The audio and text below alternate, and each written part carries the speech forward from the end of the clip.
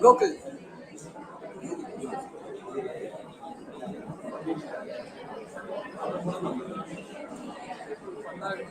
Now, I would like to invite our chief guest, Mr. S.P. Moses, to address the stage.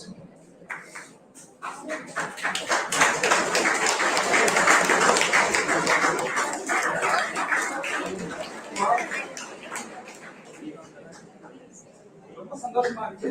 நான் நிறைய TV டிபேட்ல நிறைய participate பண்ணியிருக்கேன். பர்டிகுலரா நான் படிச்ச காலேஜ்ல இந்த இடத்துல முன்னாடி ரொம்ப ரொம்ப சந்தோஷமா இருக்கு. அது குறிப்பா நான் இந்த காலேஜ்ல படிக்கும்போது சார் டைரக்டரா இருக்காங்க. ஸோ அந்த டைம் வந்து ஆக்சுவலா நான் வந்து இந்த காலேஜ் படிச்ச டிபார்ட்மெண்ட் வந்து நான் பிகாம் படிக்கணும்னு ஆசைப்பட்டேன். பிகாம் தான் நான் படிக்கணும்னு ஆசைப்பட்ட டிபார்ட்மெண்ட். ஆனால் நீங்க பிகாம் படிக்கல. நம்ம காலேஜ்ல பிகாம் வாங்கிட்டு எவ்வளவு கஷ்டம் சார் தெரியும். சூப்பர் ஸ்டூடெண்ட்டுக்கு தெரியும்.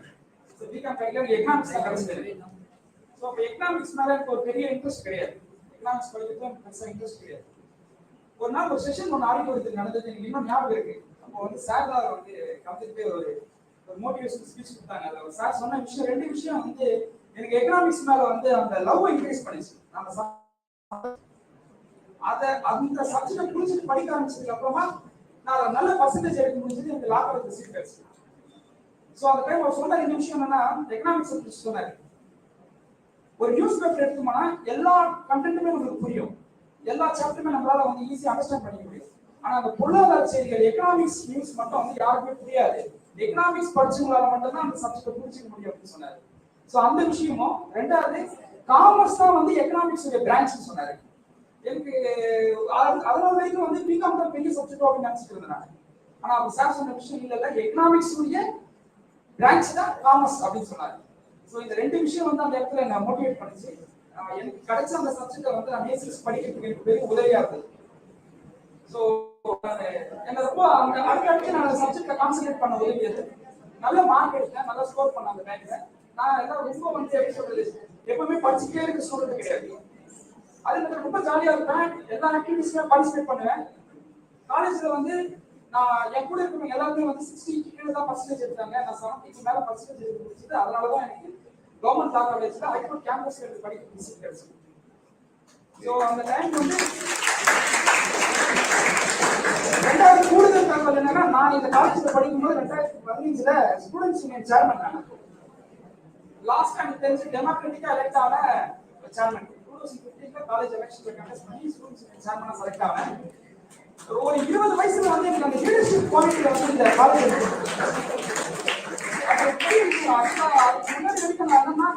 எக்கனாமிக்ஸ் படிச்சோம். எக்கனாமிக்ஸ் படிச்சுட்டு அடுத்து எம்பிஏ பண்ணோம். எம்பிஏ பண்ணிட்டு பிசினஸ் பண்ணதான் ஆசையா இருந்தது. ஆனா இந்த அந்த 20 வயசுல எனக்கு வந்து அந்த லீடர்ஷிப் குவாலிட்டி, அந்த சேர்மனுக்கு ஒரு பொறுப்பு எனக்கு கிடைக்கும் போது நான் நிறைய ரெஸ்பான்சிபிலிட்டி ஃபீல் பண்ணேன். அது எனக்குள்ள இருக்கிற அந்த லீடர்ஷிப் குவாலிட்டி இன்க்ரீஸ் பண்ணிச்சு. ஸோ நான் லா படிக்கின்ற ஒரு ஆசையை எனக்கு வந்து சேர்மன் ஆனதுக்கு அப்புறமா தான் வந்தது. அப்புறமா போய் லா காலேஜ்ல ஜாயின் பண்ணி இன்னைக்கு ஒரு மாதிரி வந்து ஒரு அட்வொகேட்டா நான் இந்த இடத்துல நிற்கிறேன்னா இந்த காலேஜ் வந்து எனக்கு போட்டு கொடுத்த அந்த பிளாட்ஃபார்ம் வந்து நான் மறக்க மாட்டேன்.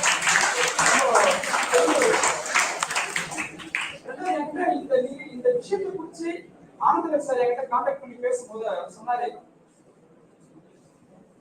இந்த லிட்ரஸி கிளப்புடைய மோட்டிவ் நோக்கம் என்ன அப்படின்னு சொல்லி நான் சார் கிட்ட கேட்டிருந்தேன். அப்ப என்ன சொன்னாங்கன்னா, எலெக்ஷனை குறித்து பேசணும், எலெக்ஷன் குறித்து ஒரு விழிப்புணர்வு கொண்டு வரணும் அப்படின்னு சொன்னாரு. நான் ஸ்ட்ரைட்டா எலெக்ஷன் அப்படின்ற ஒரு கான்செப்ட் போனோம்னா அந்த அளவுக்கு வந்து உங்களுக்கு புரியுமான்னு தெரியல. ஸோ கான்ஸ்டிடியூஷனை கொஞ்சம் எக்ஸ்பிளைன் பண்ணிட்டு நான் எலெக்ஷன் அப்படின்ற ஒரு கான்செப்ட் உள்ள போனா உங்களுக்கு நிறைய புரியும் நினைக்கிறேன்.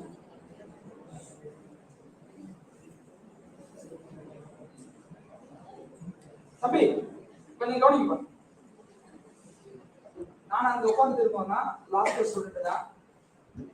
ஸோ இந்த இடத்துல வந்து நான் பேச வந்திருக்கிற விஷயத்தை நீங்க கவனிச்சீங்கன்னா உங்களுக்கு நிறைய யூஸ்ஃபுல்லான நிறைய தகவல் கிடைக்கும், புரிஞ்சுக்க முடியும்.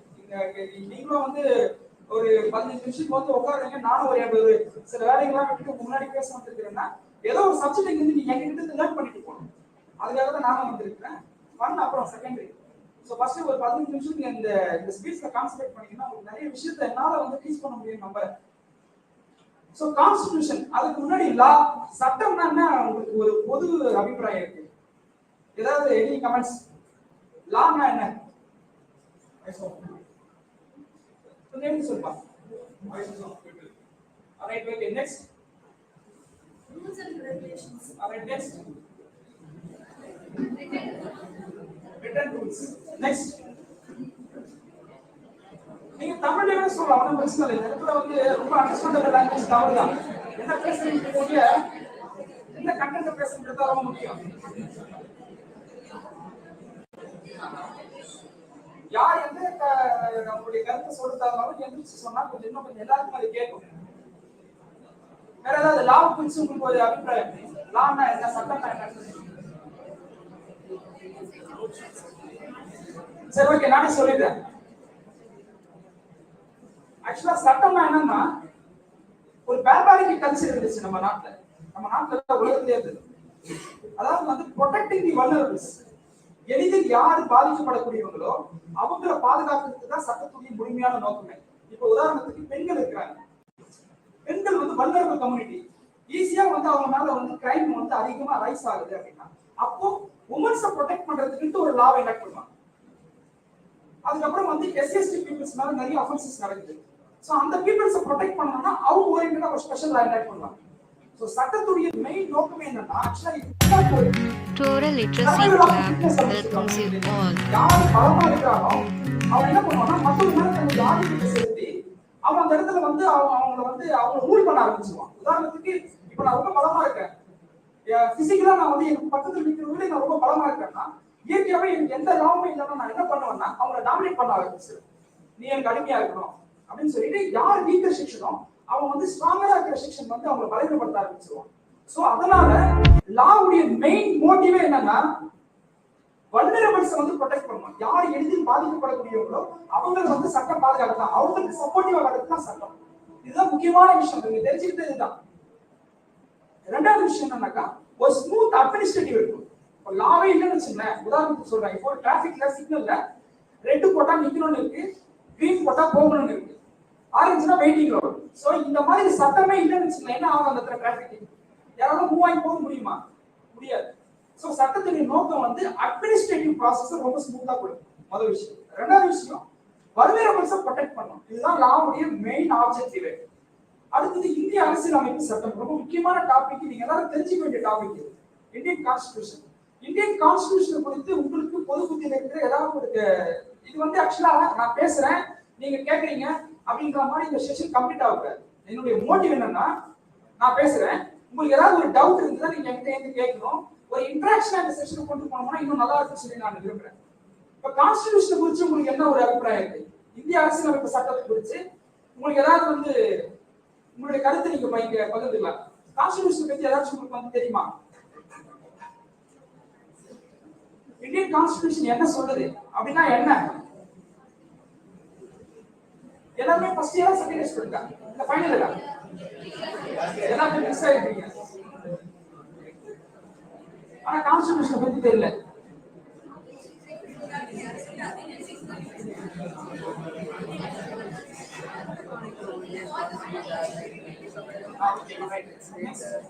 இப்போ கான்ஸ்டிடியூஷன் என்னன்னா, for the people, by the people, all the people சொல்லிருக்காங்க.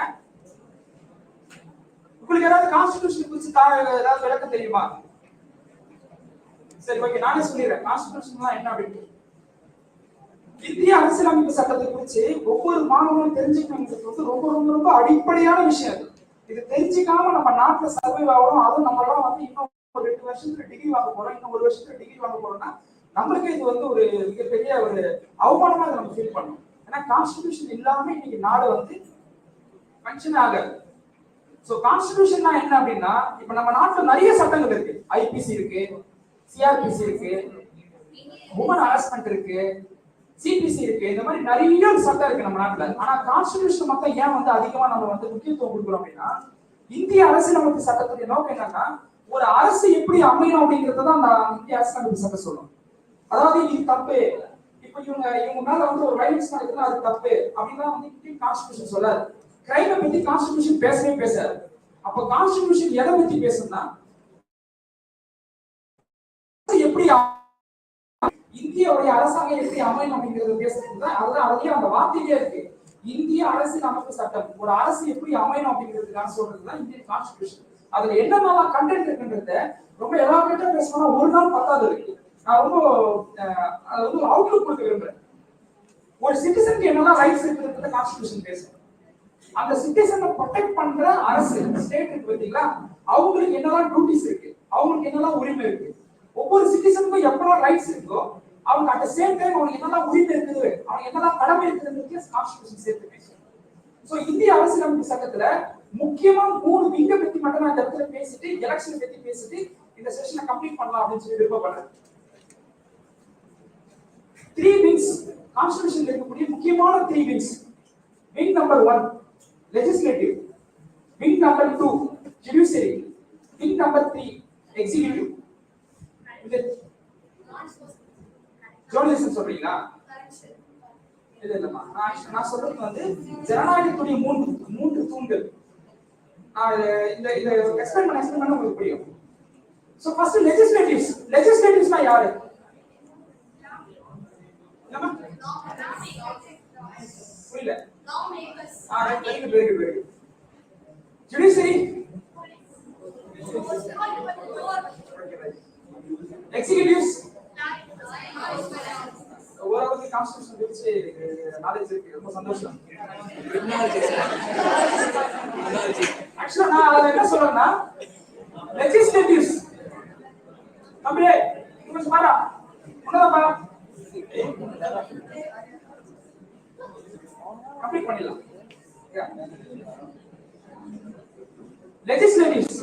லெஜிஸ்லேட்டிவ்ஸ் உடைய ஹெட் யாருன்னா பிரைம் மினிஸ்டர். லெஜிஸ்லேட்டிவ்ஸ்னா என்னன்னா சட்டம் இயற்றும் துறை. இந்த நாட்டுல இந்த மக்களுக்கு என்னெல்லாம் சட்டம் வேணும், இப்ப திடீர்னு நீங்க ஒரு விஷயத்துக்காக போராடுறீங்க, டிரான்ஸ்ஜெண்டர்னாலதான் ஒரே அஃபென்ஸ் நடக்குது, அவங்களை எங்க பார்த்தாலும் அடிக்கிறாங்க, ஒரு பிரிச்சுரைஸ்ல அவங்க மேல கிரைம் கமிட் ஆகுது, அப்போ டிரான்ஸ்ஜெண்டர் ப்ரொடெக்ட் பண்றதுக்காக உங்களுக்கு ஒரு சட்டம் வேணும் அப்படின்னு சொல்லி சிட்டிசன்ஸ் வந்து இந்த விஷயத்தை முன்மொழிறாங்கன்னா, சோ இத வந்து பிரதிபலிக்கக்கூடிய இடத்துல இருக்கிறவங்க சட்டம் இயற்றும் இடத்துல இருக்கக்கூடிய பாராளுமன்றம், அதாவது லெஜிஸ்லேட்டிவ்ஸ் 3 டைப்ஸ் இருக்கு, நீங்க அதை புரிஞ்சுக்கணும். ஃபர்ஸ்ட் வந்து பார்லிமெண்டரினா MP, member of parliament, so டெல்லில இருக்குது. சோ அடுத்தது வந்து எம்எல்ஏ, இங்க ஸ்டேட் அசெம்பிளி. மூணாவது ஃபார்ம் ஆஃப் கவர்மெண்ட் தான் லோக்கல் கவர்மெண்ட்.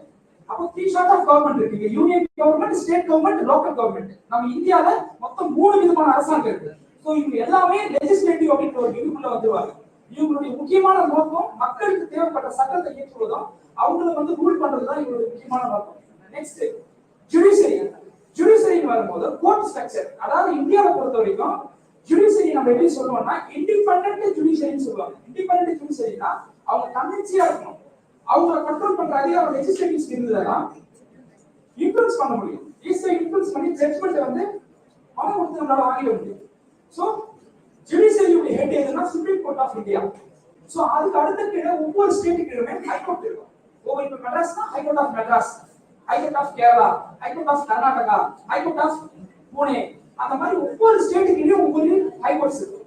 அந்த high court state district court இருக்கும்.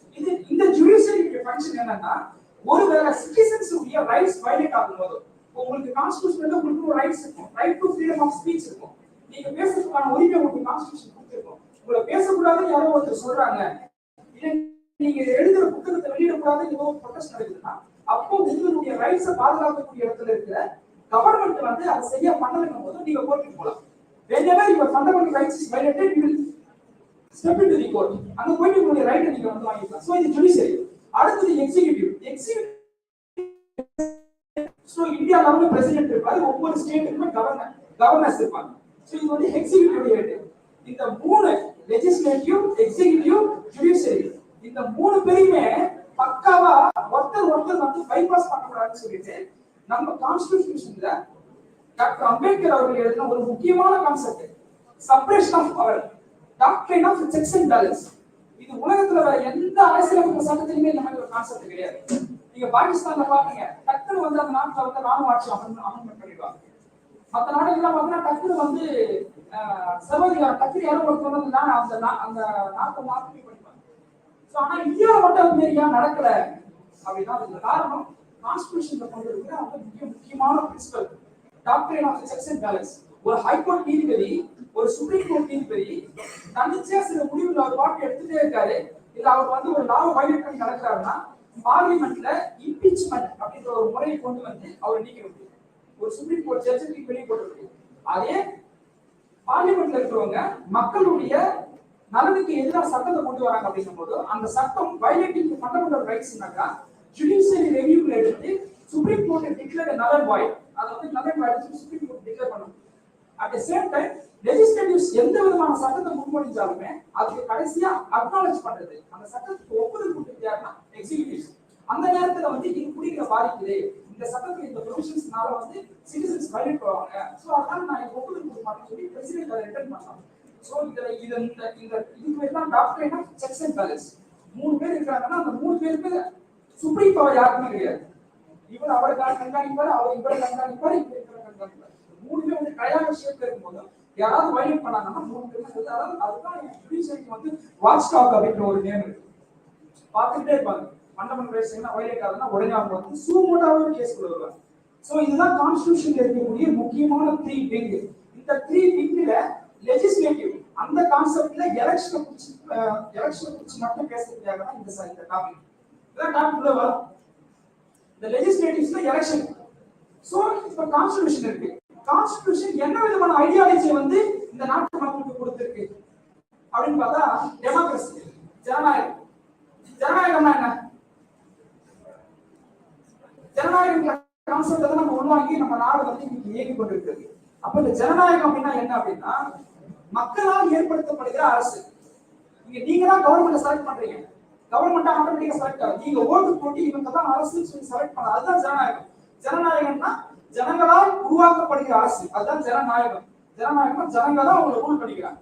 நம்ம கான்ஸ்டிடியூஷன் அப்படிதான் நம்ம டிக்ளேர் பண்ணிருக்கோம். சோ அப்போ கான்ஸ்டிடியூஷன் டெமோக்ரஸின்ற ஒரு கான்செப்ட் இருக்கு. அந்த ஜனநாயகத்துல எலெக்ஷன் அப்படின்ற ஒரு ப்ராசஸ் இருக்கு. அந்த எலெக்ஷன் கண்டக்ட் பண்றது யாருன்னா election commission of India. So அது ஒரு ஸ்டாச்சுவரி பாடி. அவங்களுக்கு என்னெல்லாம் அதிகாரம் இருக்கு அப்படிங்கறத கான்ஸ்டிடியூஷன் ஆல்ரெடி சொல்லியிருக்காங்க. கான்ஸ்டிடியூஷன் அவங்களுக்கான பவர்ஸ் அண்ட் டியூட்டிஸ் தான் சொல்லியிருக்கு. சோ அந்த எலெக்ஷன் கமிஷன் எலெக்ஷன் கண்டக்ட் பண்ணும்போது இப்போ இஷ்யூக்குள்ள வரும். இந்த எலெக்ஷன்ல வந்து எப்படிலாம் வந்து இன்ஃப்ளூயன்ஸ் பண்றாங்க. எலெக்ஷன்ல வந்து 2 விதமான எலெக்ஷனை பாக்குறேன். ஒன்னு இஷ்யூ டாமினேட்டிங் எலெக்ஷன், அது செப்பரேட். இன்னொன்னு மால் எலிமெண்ட்ஸ் டாமினேட்டிங் எலெக்ஷன். இப்படி பிரிச்சு பாருங்க, உங்களுக்கு புரியும்.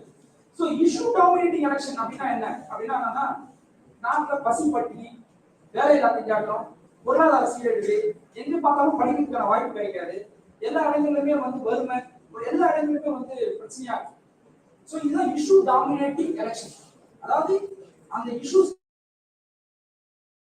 வந்து ரொம்ப வந்து ஜிடிபி growth இருக்காது, நாட்டுல வேலை வாய்ப்பு இருக்காது, அன்எம்ப்ளாய்மெண்ட் இருக்கும், ஃபுல்லாவே இருக்கும். நேஷனல் செக்யூரிட்டி மிகப்பெரிய ஒரு த்ரெட்ல இருக்கும். வெளிநாட்டுல இருந்து வந்து நம்ம நாட்டுக்குள்ள ஊடுருவல் அதிகமா இருக்கு, growth இருக்காது இடத்துல. அதுக்கப்புறம் இங்க இருக்கிற வந்து இயற்கை வளங்கள்லாம் வந்து பறிபோகப்படுது, ஹெல்த் இருக்காது, ப்ராப்பர் ஹெல்த் இன்ஃப்ராஸ்ட்ரக்சர் இருக்காது, எல்லாருக்கும் சரியான வந்து உணவு கிடைக்காது. சோ போவர்ட்டி நம்ம பின்தங்கி போகும். சோ இந்த இஷ்யூவை டாமினேட் பண்ணி எலெக்ஷனை கண்டெஸ்ட் பண்றது ஒரு விதம். இப்ப நம்ம ஓட்டர்ஸ் நம்ம எல்லாரும் ஓட்டு போட போறோம்னு வச்சுக்கோங்க. நம்ம ஓட்டு போடும்போது இந்த இஷ்யூல கான்சென்ட்ரேட் பண்ணி ஓட்டு போடுறோமா, இதுதான் issue dominating election. Issue base பண்ணி மட்டும் நம்ம ஓட்டு போடுறோமா. இப்ப இந்த கவர்மெண்ட் இருக்கு, இப்ப எக்ஸிஸ்டிங் இருக்கிற கவர்மெண்ட் பிஜேபி கவர்மெண்ட் இருக்கு, சோ ஸ்டேட்ல வந்து டிஎம்கே கவர்மெண்ட் இருக்கு. சோ அப்ப அந்த இஷ்யூஸ் அந்த கவர்மெண்ட்ல இருக்கிற அந்த இஷ்யூஸ் பேஸ் பண்ணி ஓட்டு போடுறீங்களா, முதல் விஷயம். ரெண்டாவது மால் எலிமெண்ட்ஸ் டாமினேட்டிங் எலெக்ஷன் அப்படின்னா என்னன்னா பணம் வாங்கி தான் ஓட்டு போடுவாங்க. கேஸ்ட் வந்து ஒரு பெரிய ரோல் ப்ளே பண்ணும். என்னுடைய கம்யூனிட்டி அவன், அதனால நான் ஓட்டு போடுறேன். நல்லா நான் கட்டணம் நடத்தா இருக்காது, அவன் என்னோட சேம் கம்யூனிட்டி தான் நான் ஓட்டு போடுறேன். என்னுடைய மதத்தை சாப்பிடுறேன், சோ அதனால நான் அவனுக்கு ஓட்டு போடுறேன். சோ கேஸ்ட், கேஷ், அதுக்கப்புறம் ரிலீஜியன், அப்புறம் நிப்போட்டிசம். நிப்போட்டிசம்னா என்னன்னா ஒரு டைனமிக் பாலிடிக்ஸ் இருக்கும். அப்பா வந்து சிஎம் இருப்பாரு, அவங்களோட பையனுக்கு வாய்ப்பு கிடைக்கும், அவங்க பையனுக்கு வாய்ப்பு கிடைக்கும், அவங்க உறவினர்களுக்கு வாய்ப்பு கிடைக்கும், எல்லாமே அவங்களுக்கே கிடைக்கும். நிப்போட்டிசம். சோ இப்போ நம்ம ஓட்டு போட்ட ஓட்டர்ஸ் ஆகிய நம்ம இஷ்யூவை பேஸ் பண்ணி ஓட்டு போடுறோமா, இல்லைன்னா மால் எலிமெண்ட்ஸ் வந்து நம்ம இன்ஃப்ளூயன்ஸ் பண்ணி ஓட்டு போடுறோம். பணம் வாங்கிட்டு ஓட்டு போறோம்னா இல்ல என் நாட்டுல வந்து வேலை இல்லாதவங்களுக்கு எஜுகேஷன் சரியா ப்ராப்பரா கிடைக்கிறது, இது உட்கட்டமைப்பு இல்லை, கல்வி சரியா இல்லை, சுகாதாரம் இல்லை, மருத்துவம் இல்லை, எங்க நாட்டுல வந்து ஊடுருவல் இருக்கு. இந்த மாதிரி இஷ்யூவை நம்ம மைண்ட்ல வச்சு ஓட்டு போடுறோமா, இல்ல இந்த மாதிரி மால் எலிமெண்ட்ஸ் இன்ஃப்ளூயன்ஸ் பேஸ் பண்ணி நம்ம ஓட்டு போடுறோமா, பணம் வாங்கி ஓட்டு போடுறோமா, கேஷ் பார்த்து ஓட்டு போடுறோமா. சோ இந்த அவேர்னஸ் நீங்க என்ன பண்ணணும்னா எல்லாருக்கும் ஸ்ப்ரெட் பண்ணணும். எல்லாருக்கும் நீங்க இதை போய் சேர்க்கணும். நீங்க கூடுமான அளவுக்கு ஓட்டர்ஸ் வந்து கான்சென்ட்ரேட் பண்ண வேண்டிய போர்ஷன் எதுனா இஷ்யூவை பேஸ் பண்ணி தான் ஓட்டு போடணும். ஸோ அதை வந்து நீங்க கொண்டு போய் எல்லாருக்கும் சேர்க்கணும். ரெண்டாவது, எனக்கு கொடுத்த டாபிக்ல வந்து கவர்மெண்ட் எக்ஸாம்ஸ்க்கு எப்படி ப்ரிப்பேர் பண்றது அப்படின்ற விஷயத்துக்காக வந்து அந்த டீம் வந்து பேச சொல்லியிருந்தாங்க. ஸோ கவர்மெண்ட் எக்ஸாம்ஸ்க்கு வந்து நானும் லா காலேஜ் முடிச்சதுக்கு அப்புறமா மேஜிஸ்ட்ரேட் எக்ஸாம்ல ப்ரிப்பேர் பண்ணிட்டு இருந்தேன். ஸோ அந்த எக்ஸ்பீரியன்ஸ்ல இருந்து சொல்றேன் எப்படி நீங்க கவர்மெண்ட் எக்ஸாம் ப்ரிப்பேர் பண்ணலாம்னா, கவர்மெண்ட் எக்ஸாம்ல வந்து மெயினா ரெகுலேஷன் சொல்றாங்க. ஒன்னு யூபிஎஸ்சி சொல்றாங்க, இன்னொன்று டிஎன்பிஎஸ்சி எக்ஸாம் சொல்றாங்க. ஸோ இந்த எக்ஸாம்ல நீங்க கான்சென்ட்ரேட் பண்ணும்போது ஃபர்ஸ்ட் விஷயம் அந்த சிலபஸை நெட்ல இருந்து டவுன்லோட் பண்ணுங்க. ரெண்டாவது கொஸ்டின் பேப்பரை டவுன்லோட் பண்ணுங்க. இந்த சிலபஸ் இந்த கொஸ்டின் பேப்பர்லயே முக்கியமான கான்சென்ட்ரேஷன் கொடுங்க. ரெண்டாவது ஸ்கூல் புக்ஸ் தான் வந்து உங்களுக்கு வந்து கவர்மெண்ட் எக்ஸாம்ஸ் ஃபேஸ் பண்றதுக்கு பைபிள் மாதிரி. ஸோ ஸ்கூல் புக்ஸ்ல இருந்து தான் முக்கியமான கண்டென்ட் எல்லாமே வந்து ஸ்கூல் புக்ஸ்ல இருந்து தான் எடுக்கிறாங்க. நீங்க ரிப்பீட்டடா கொஸ்டின் பேப்பர் கோத் பண்ணி பாருங்க, உங்க ஸ்கூல் புக்ல இருந்து அதிகமான கொஸ்டின்ஸ் எடுத்துப்பாங்க. ஸோ அதனால அந்த கான்சென்ட்ரேட் பண்ணுங்க. ரிப்பீட்டடா படிச்சுட்டே இருக்கணும். படிக்கிறதுனால மட்டுமே நம்ம எக்ஸாம்ஸ் பாஸ் பண்ணிட முடியாது. பண்ண கத்துக்கிறாங்க. நான் வந்து ஜுடிஷியல் அகாடமில உட்கார்ந்து சேர்ந்து படிக்கும் போது எங்க ப்ரொஃபசர் சொன்னதுதான், நான் பேசுற விஷயங்கள்லாம் உங்களுக்கு புரியும், சிலது புரியாம போகலாம். எல்லாத்துக்கும் லாவை பொறுத்த வரைக்கும் ரொம்ப ரொம்ப ரொம்ப அது வந்து ஒரு ட்ரை சப்ஜெக்ட். அது ஒரே நாள்ல எங்களால உங்களுக்கு புரிய வைக்க முடியாது. அப்படி புரிய வைக்க ட்ரை பண்ணா இப்ப இருக்கிறது ரொம்ப ரொம்ப கஷ்டமாயிருக்கு. கொஞ்சமா தான் அவங்களால புரிஞ்சுக்க முடியும். அதே மாதிரி நீங்க உள்வாங்குற விஷயத்தை டைஜஸ்ட் பண்ணணும். ஒரு யூபிஎஸ்சி எக்ஸாம் போக நீங்க ப்ரிப்பேர் பண்றீங்க அப்படின்னா அந்த எக்ஸாம் நீங்க படிக்கணும், படிச்சதை டைஜஸ்ட் பண்ணணும். டைஜஸ்ட் பண்ணணும்னா புக்கு மூடி வச்சு திங்க் பண்ணணும்.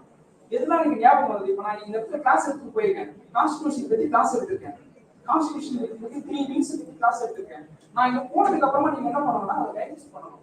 சார் எதை இந்த விஷயத்தை பத்தி சொன்னாரு, நீங்க டைஜஸ்ட் பண்ணும்போது நீங்க மறக்கிறது ஈஸியா நீங்க நோட் பண்ண முடியும். அதில் திருப்பி நீங்க ஃபோக்கஸ் பண்ணீங்கன்னா நீங்க கொஞ்சம் கொஞ்சமா உங்களுக்கு மெடிடேட் தொடர்ச்சியா படிக்கிறது மூலமா தான் நீங்க கவர்மெண்ட் எக்ஸாம்ஸை பாஸ் பண்ண முடியும். கவர்மெண்ட் எக்ஸாம்ஸை பாஸ் பண்றதுக்கு மோட்டிவ் என்னன்னா பணம் சம்பாதிக்கிறது, எனக்கு பெரிய வேலை கிடைச்சிடும், எனக்கு பெரிய பொருளாதாரம் வந்துடும், என் வாழ்க்கையில மிகப்பெரிய ஒரு மாற்றங்கள் ஏற்படும், அதுக்காக மட்டும் கவர்மெண்ட் எக்ஸாம்ஸை ப்ரிப்பேர் பண்ணாதீங்க. இந்த நாட்டில் இருக்க கோடான கோடி ஏழை ஜனங்க நிறைய பாதிக்கப்பட்டவங்க அதிகபட்சமா நம்பி வர்றது கவர்மெண்ட் அதிகாரிகள் தான். அந்த இடத்துல வந்து நீங்க வந்து ஒரு சர்வீஸ் மைண்டோட நீங்க கவர்மெண்ட் ஜாப்ல போனா மட்டும்தான் அந்த இடத்துல வந்து உங்களால பப்ளிக்கு அதிகமாக நீங்க சர்வீஸ் பண்ண முடியும். உங்களுக்குள்ள அந்த சர்வீஸ் மைண்ட் இல்லை அப்படின்னா நீங்க எல்லாம் கவர்மெண்ட் ஜாப் தயவுசெய்து போய் யாரையும் கஷ்டப்படுத்தாதீங்க. உங்களுக்குள்ள அந்த சர்வீஸ் மைண்ட் இருந்தா மட்டும்தான் நீங்க கவர்மெண்ட் ஜாப். நிறைய பேர் நான் அதிகாரிகளை பார்த்துருக்கேன். பார்க்கும்போது என்னன்னா ஒரு பேஷன்ஸே இருக்காது அவங்ககிட்ட பதில் சொல்றது. ஒரு போலீஸ் ஸ்டேஷன் போவோம், அவர் ஒரு கம்ப்ளைண்ட் கூட எழுத தெரியாது. எங்க வீட்டுல பாதிக்கப்பட்டிருக்காங்க, எங்க வீட்டுல ஒரு மர்டர் நடந்துச்சு, எங்க வீட்டுல ஒரு திருட்டு நடந்துச்சு கம்ப்ளைண்ட் கொடுக்க போனா அந்த ட்ரீட்மெண்ட் பண்ற அவங்க ட்ரீட் பண்ற விதமே அவங்க நம்ம போய் வர சொல்லி திரும்பி வந்துருவாங்க. கிரைம் நடந்தது ஒரு பிரச்சனைனா அந்த கிரைம் அவங்க வந்து தாங்கிக்கிட்டு அதை கூட அதை காம்ப்ரமைஸ் ஆகும்போது இன்னும் ஒரு பெரிய பிரச்சனையா இருக்கும். ஸோ அதனால ஜாப்க்கு போறவங்க எல்லாருமே நீங்க வந்து உங்களை நீங்க டெவலப் பண்ணிக்க ஒரு சர்வீஸ் மைண்டடா இருங்க. ஸோ அடுத்ததா ஒரு சின்ன ஒரு ஸ்டோரி ஒன்று நான் சொல்லி, ஒரு மோட்டிவேஷனல் ஸ்டோரி ஒன்று சொல்லி இந்த இடத்துல நான் செஷனை கம்ப்ளீட் பண்ணலாம்னு ஆசைப்படுறேன். என்ன ரொம்ப இன்ஸ்பைர் பண்ண ஸ்டோரி அது. போப்பாண்டவர் உலகத்திலேயே மிக வலிமையான ஒரு பவர்ஃபுல் பர்சன் தான் வந்து போப்பாண்டவர் சொல்லுவாங்க. அப்ப அந்த போப்பாண்டவர் வந்து ஒரு முறை அமெரிக்கா போயிருந்தாரு. சோ யூஎஸ் போயிருக்கும் போது யூஎஸ்ல இருக்கிற மொத்த பேருமே வந்து என்ன பண்ணாங்க, அவருக்கு மிகப்பெரிய ஒரு வார்ம் வெல்கம் கொடுத்தாங்க. கூட்டு போகும்போது என்ன பண்ணாரு, போப்பாண்டவருடைய டிரைவர் வந்து கார் ஓட்டிட்டு போகும்போது போப்பாண்டவருக்குள்ள இருந்த அந்த குழந்தைத்தனம் வந்து முடிச்சிருச்சு. அவர் என்ன பண்ணாரு, நீ பின்னால உட்கார்றா நான் வண்டி ஓட்டுறான்னு சொல்லிட்டு அந்த டிரைவர் கிட்ட இருந்து காரை வாங்கி போப்பாண்டவரே அந்த காரை டிரைவ் பண்ண ஆரம்பிச்சாரு. கொஞ்சம் தூரம் ட்ரைவ் பண்ணாரு. அவர் ட்ரைவ் பண்ண அவருக்குள்ள இருக்க வந்து அந்த குழந்தை தன்மை, அந்த நெகச்சுவை வந்து அவர் இன்க்ரீஸ் ஆகி ரொம்ப வேகமா பண்ணி ட்ரைவ் பண்ண ஆரம்பிச்சாரு. அப்ப வந்து அங்க இருந்து சிசிடிவி கேமரால வந்து அது ரெக்கார்ட் ஆகி என்ன பண்ணாங்க, அங்க இருந்து போலீஸ் கேட்ச் பண்ணிட்டாங்க. போலீஸ் கேட்ச் பண்ணிட்டு டக்குனு ஒயிட் ஹவுஸ்க்கு ஃபோன் போடுறோம், இந்த மாதிரி அந்த ஸ்பீடா வண்டியை கொண்டு வந்து நாங்க அரெஸ்ட் பண்ணிட்டோம், புடிச்சிட்டோம், கேட்ச் பண்ணிட்டோம், அவரை அரெஸ்ட் பண்ண பயமா இருக்கு. அப்போ அந்த போனை ரிசீவ் பண்ணவர் என்ன சொல்றாரு, யாரா இருந்தாலும் பரவாயில்ல, ஒயிட் ஹவுஸ் வேண்டிப்பட்டவரா இருந்தாலும் பரவாயில்ல, நீங்க அரெஸ்ட் பண்ணுங்க அப்படின்னு. இல்ல எனக்கு பயமா இருக்கு, அவர் அரெஸ்ட் பண்ணுறதுக்கு எனக்கு பயமா இருக்கு. சரி எதனால பையன் யார் அவருன்னு கேட்கும்போது அப்போ அந்த போலீஸ் சொன்ன பதில் என்னன்னா, அவர் யாருன்னு எனக்கு தெரியல, ஆனா போப்பாண்டவரையே டிரைவரா வச்சுட்டு இருக்காரு அப்படின்னு சொன்னாரு. ஆக்சுவலா இதுல பிரச்சனை என்னன்னா, அவருக்கு போப்பாண்டவர் வண்டி ஓட்டுறது பிரச்சனை கிடையாது, போப்பாண்டவரே ஒருத்தர் டிரைவரா பண்ணி வச்சுட்டு பின்னால உட்காந்துருக்கானா அவன் எவ்வளவு பெரிய ஆளா இருப்பான் அப்படின்றது அவருடைய வருத்தமா இருக்கு. இதை நான் எதுக்கு உங்ககிட்ட சொல்றேன்னா, எஜுகேஷன்ன்றது வந்து நம்மளுக்குள்ள ஒரு மோட்டிவேஷன் கொடுக்கும். நம்மளுக்கு முன்னாடி ஏகப்பட்ட பிரச்சனைகள் வரும். அந்த பிரச்சனைகள்லாம் கொடுத்தா மட்டும்தான் உங்க எஜுகேஷன் வந்து வெரி குட் எஜுகேஷன். உங்களால பிரச்சனையை ஃபேஸ் பண்ண முடியல, சக மனிதனை நேசிக்க தெரியல, ஒரு ஈக்குவாலிட்டியா எல்லாருமே பார்க்க முடியல, அப்போ எங்க ஒரு இன்ஜஸ்டிஸ் நடந்தாலும் நான் அதை வந்து தட்டி கேட்கறதுக்கு எனக்குள்ள ஒரு தயக்கம் இருக்கு. இந்த மாதிரி விஷயங்கள்லாம் இருக்கு. ஆனா உங்க பேருக்கு பெரிய டிகிரி இருக்கு, ஒரு ஒரு ஒரு 4-5 டிகிரி பெரிய லெக்தா போட்டிருக்க அப்படின்னா நீ படிப்பாலே கிடையாது. படிப்புங்கிறது என்னன்னா சக மனுஷனை நேசிக்கிறதுக்கு கற்றுக் கொடுக்கணும். நம்மளுடைய பார்வையே வந்து ஒரு ஈக்குவாலிட்டியா இருக்கணும், எங்கேயுமே வந்து வேறுபாடு இருக்கக்கூடாது. ரெண்டாவது அதோடய முக்கியமான விஷயம், நம்மளுக்குள்ள ஃபியர் இருக்கக்கூடாது, நம்மளுக்குள்ள கான்ஃபிடென்ட் இருக்கணும். நான் எத்தனை பேர் பார்த்துருக்கிறேன், பிஎஸ்சி முடிச்சிருப்பாங்க சூசைட் பண்ணி இறந்துருவாங்க வாழ்க்கை வர பிரச்சனை. ஸோ ஒரு எஜுகேஷன் அவங்களுடைய பிரச்சனையை ஃபேஸ் பண்றதுக்கு கூட அவங்களுக்கு தன்னம்பிக்கை கொடுக்கலன்னா அது என்ன எஜுகேஷன்? ஸோ நீங்க படிக்கிறீங்க, எல்லாருமே எல்லா டிபார்ட்மெண்ட்டும் தான் வந்திருப்பீங்க. உங்களோட எஜுகேஷன் முக்கியமா உங்களுக்கு கொடுக்க வேண்டியது எதுன்னா, உங்களுக்கு பெரிய பணமோ பேரோ புகழோ அதெல்லாம் கிடையாது, அதெல்லாம் ரெண்டாவது செகண்டரி. முக்கியமான விஷயமே உங்களுக்குள்ள கான்ஃபிடென்ட் கொடுக்கும். உங்களுக்கு இந்த இடத்த வந்து நீங்க முடிச்சுட்டு நாளைக்கு நீங்க சொசைட்டி வர போறீங்க, உங்களை நோக்கி பல பிரச்சனைகள் காத்துட்டு இருக்கு. எல்லா பிரச்சனையும் ஃபேஸ் பண்ற எபிலிட்டி உங்களுக்குள்ள என்ஹான்ஸ் ஆனாதான் நீங்க எல்லாம் வந்து ஒரு படிச்ச ஒரு டிகிரி கிராஜுவேட் ஸ்டூடெண்ட் இருக்கு. அதுதான் அபிலிட்டி. So, any doubt?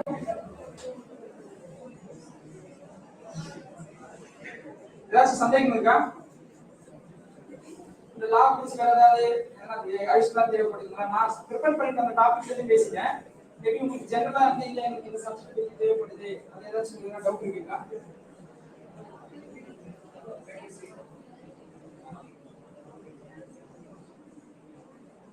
ரெண்டு விஷயம் நடந்திருக்கும். ஒண்ணு, நான் எடுத்த செஷன் முழுமையா புரிஞ்சிருந்தா டவுட் வராது, ஒண்ணுமே புரியல அப்படின்னா டவுட் வராது.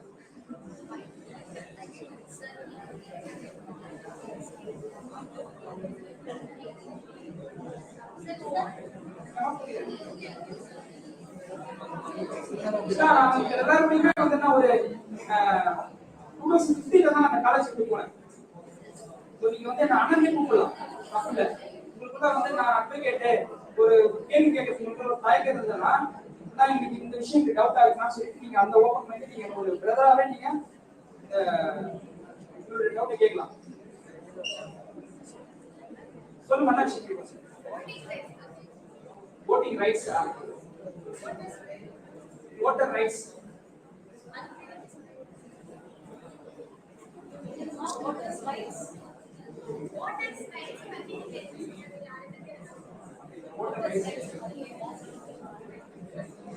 சோ இங்க வந்து ஓட்டு போடுறதுடைய உரிமையை பத்தி கேட்டிருக்காங்க. ஆக்சுவலா அந்த क्वेश्चंसலயே வந்து சில லாக் இருக்குறத நான் பார்க்கிறேன்.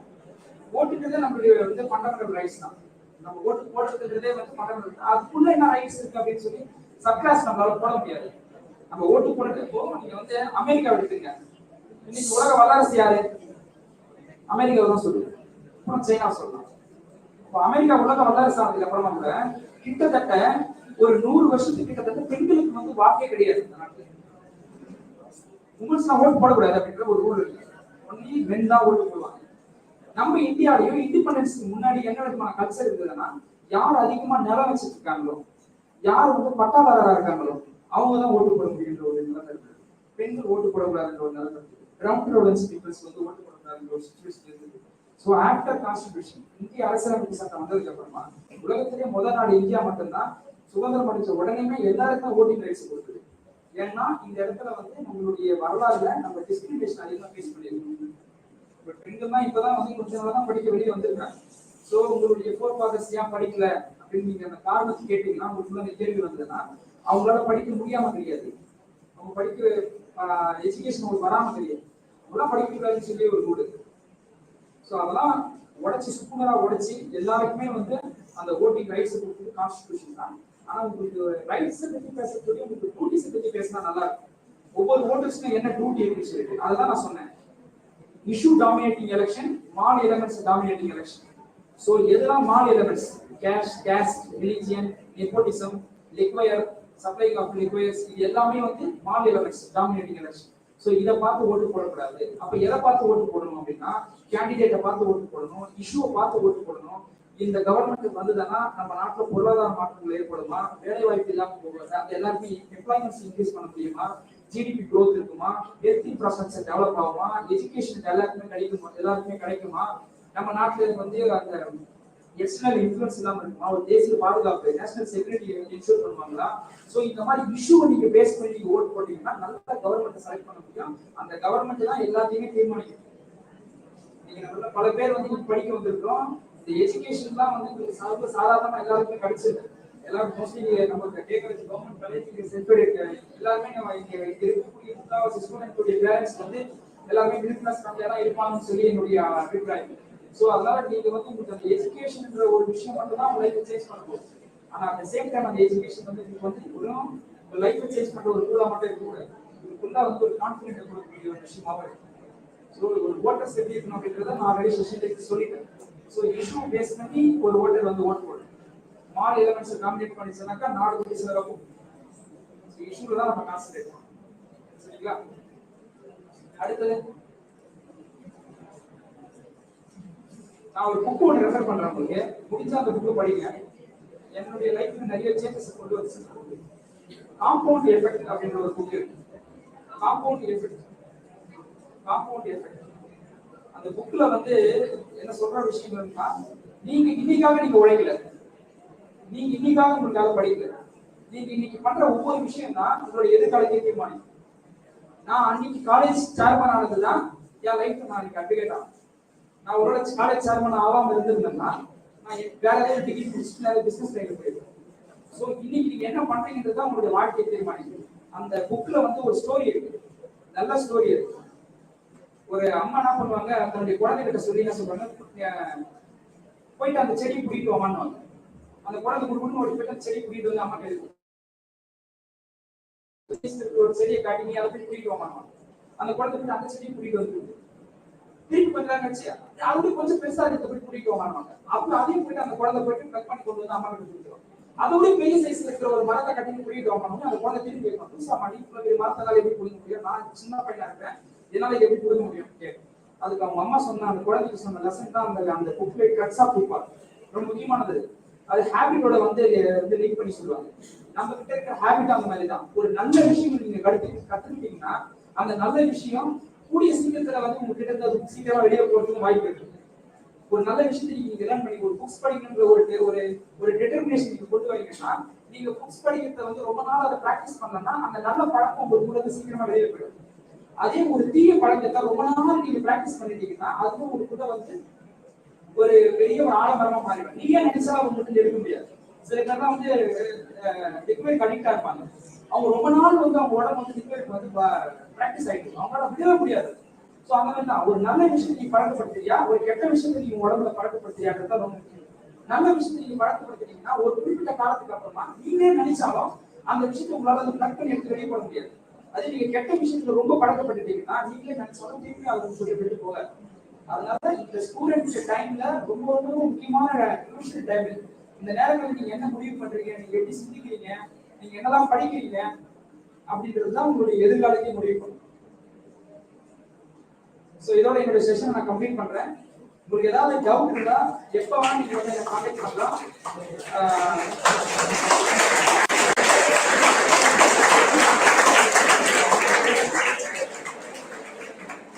நான் காலேஜ் படிக்கும் போது இந்த மாதிரி கை தட்டுவோம். அது ரெண்டு அர்த்தம் இருக்கு. ஒன்னு சீக்கிரமா முடிச்சு நல்லா பேசுறீங்க. ஸோ நான் கிட்டத்தட்ட உங்களுடைய சைக்காலஜி இருந்து வந்தாலும் தான் ஃபாலோ பண்ணுவோம்.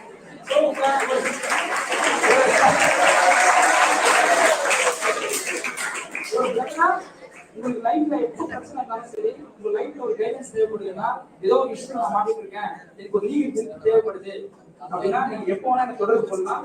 Always welcome.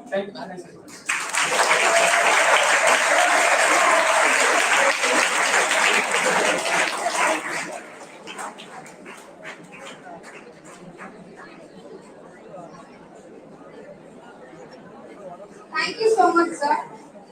Gratitude is the memory of the heart. Now, I would like to invite our nodal officer, Dr. T. Rubini ma'am, to call upon the office bearers of Electoral Literacy Club. And I request our chief guest to issue the badges to the office bearers.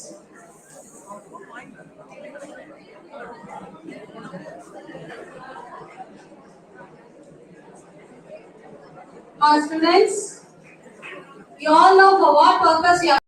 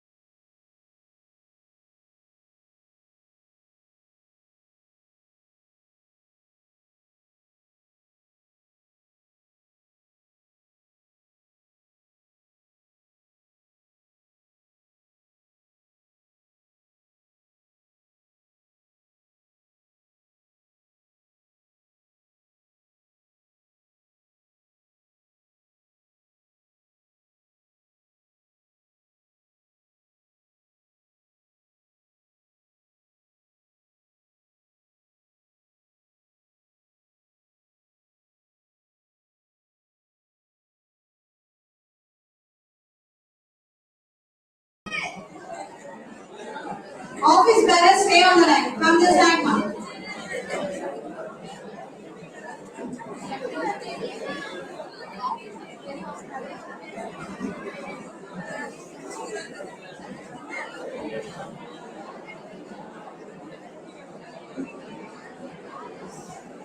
Hold your hands over hand. Hold your hands like this.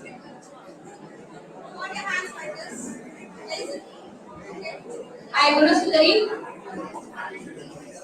solemnly pledge that I will faithfully execute the duties and responsibilities which is assigned to me with the best of my abilities in the tech promo of our department, Information System Management. I also pledge to uphold the goals and missions of our management via BCC Hindu College. I further affirm that to work with dedication to preserve and strengthen the freedom and integrity of the nation. Thank you.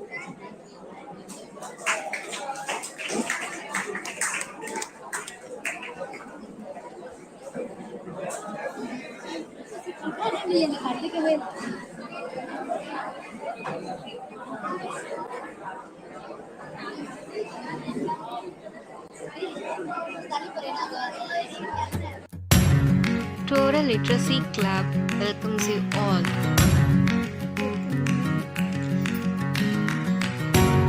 Electoral Literacy Club or platform to engage school students, college students, school dropouts, and people in villages through interesting activities and hands-on experience to sensitize them on their electoral rights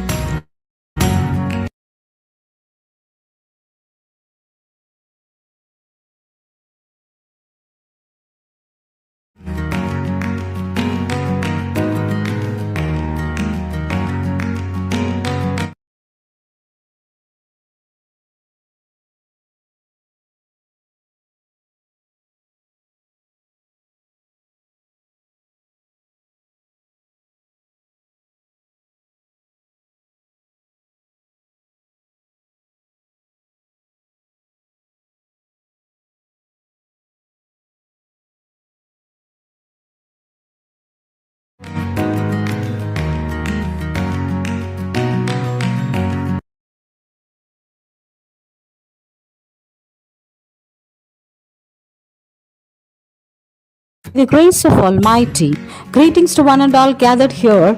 As a nodal officer of Electoral Literacy Club, it's my immense pleasure to stand before you to present the activities of Electoral Literacy Club virtually. My heartfelt gratitude to our beloved management for the continuous support and encouragement.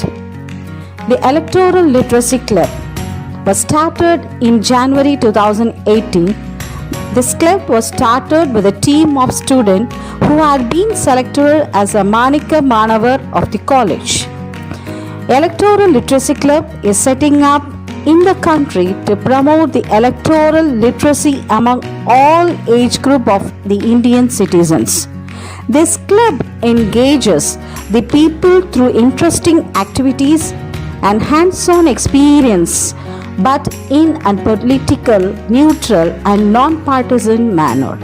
Electoral Literacy Club are set up in colleges, especially targeting the new voters of age group 18 to 21. The main objectives of this club is to educate the targeted populations about the voter registration, electoral process and matters related to election to facilitate voter registration for its eligible members who are not yet registered. The main work is to create awareness about electoral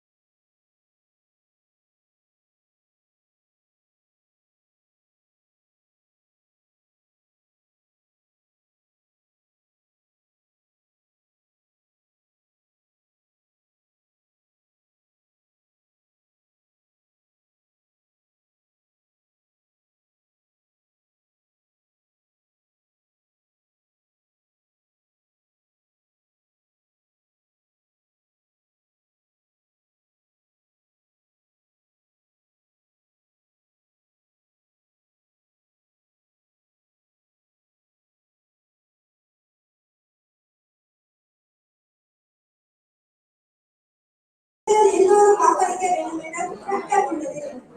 வாக்களிக்காதவர்கள் தக்க காரணம் காட்டவில்லை என்றால் அபராதமோ சிறை தண்டனையோ விதிக்கப்படுகின்றது. குறைந்தபட்ச வயது இந்தியாவில் வாக்களிப்பதற்கான குறைந்தபட்ச வயது 18 வயது நிரம்பியிருக்க வேண்டும். வாக்குரிமை நாடாளுமன்றம், சட்டமன்றம், நகராட்சி மன்றம், ஊராட்சி மன்றம் ஆகியவற்றிற்கான உறுப்பினர்களை தேர்ந்தெடுப்பதற்காக தேர்தல்கள் நடைபெறுகின்றன. தேர்தல்களில் நாட்டின் குடிமக்கள் தங்கள் வாக்குகளை வழங்கி பிரதிநிதிகளை தேர்ந்தெடுக்கின்றனர். இவ்வாறு வாக்களிப்பதற்கு குடிமக்களுக்கு உள்ள உரிமையை வாக்குரிமை என்கிறோம். Thank you.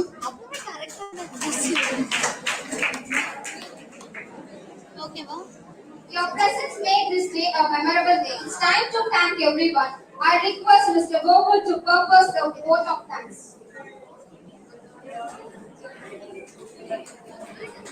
Warm welcome to one and all gathered here. It's my deed and present to thank our management for offering the wonderful platform to organize the inaugural ceremony of Electoral Literacy Club.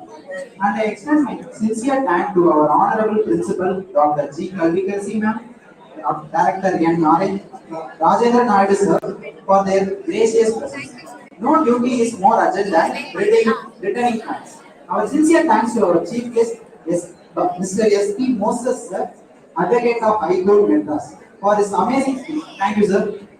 And I also thank our noble officer, Dr. T. Rubini ma'am, and other coordinators, staff coordinators members to participate and our participations in the various departments. Thank you, ma'am. Last but not the least, I also thank Lord Mighty for the success of this event. Thank you.